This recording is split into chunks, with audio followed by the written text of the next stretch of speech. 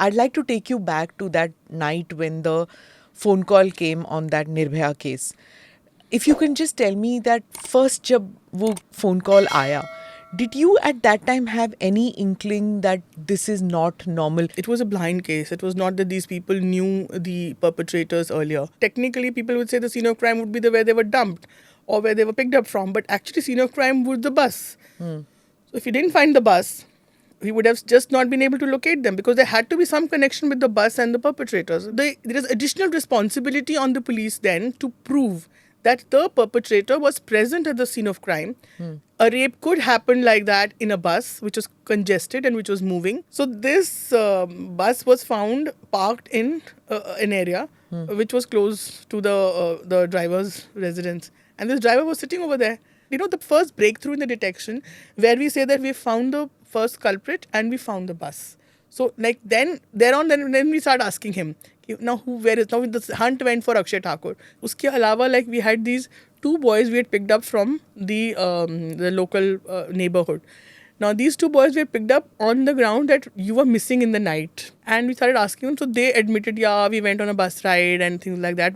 Nonchalantly, absolutely not realizing that Ram Singh is in the other room.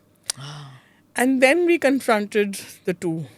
And then the thing fell into place that yes, you know, these two were also on board. So one was a gym instructor and another one was a fruit seller. Pawan and Vinay.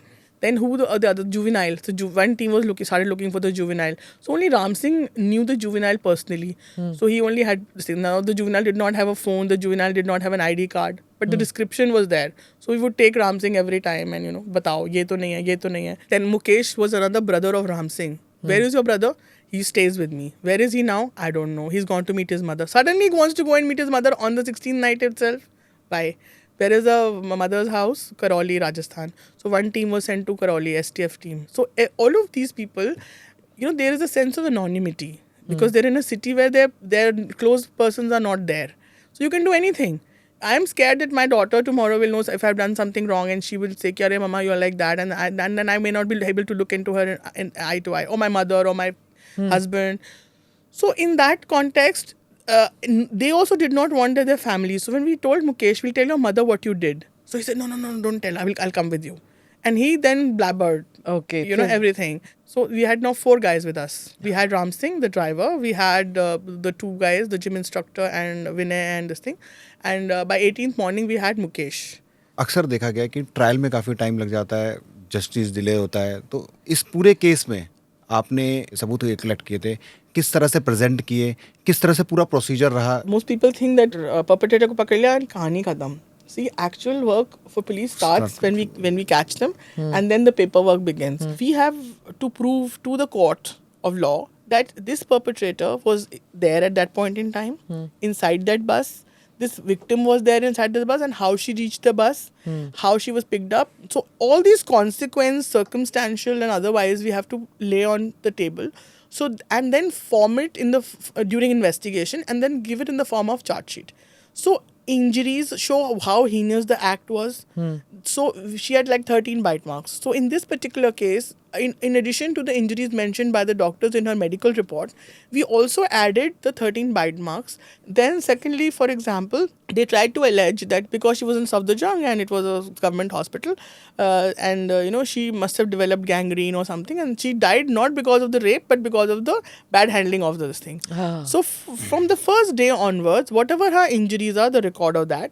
Then if it happened on 16th night, the 17th morning we had an injury report. We also had an injury report on the 21st which explained the internal injuries, which were much more beyond than what a rape usually has. But so she didn't die in India, no? She died in Singapore. No, it can be a consequence. Because of her injuries were so bad, you see, let me explain. When they inserted the rod, which had probably a hook kind of a thing in front, a small part of her small intestine came out. So you see, she actually then had a broken intestine.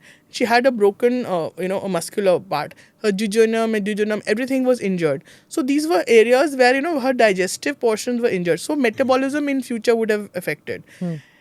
Death from injury, so grievous that eventually it causes. Now, you may have head injury and you may die after 1 week. But the head injury was heinous enough. So that part is, for us to prove that how heinous was the injury. When you say, since there were more than 5 people, so it was dacoity with, death, and with say they snatched away their mobile phones and their purses, so wallets. So this was also dacoity with death. So that is the kind of section we wanted them to go through, so that there was a death penalty was inevitable. Because normally in rape cases, death will not occur, and they will not give death penalty for rape.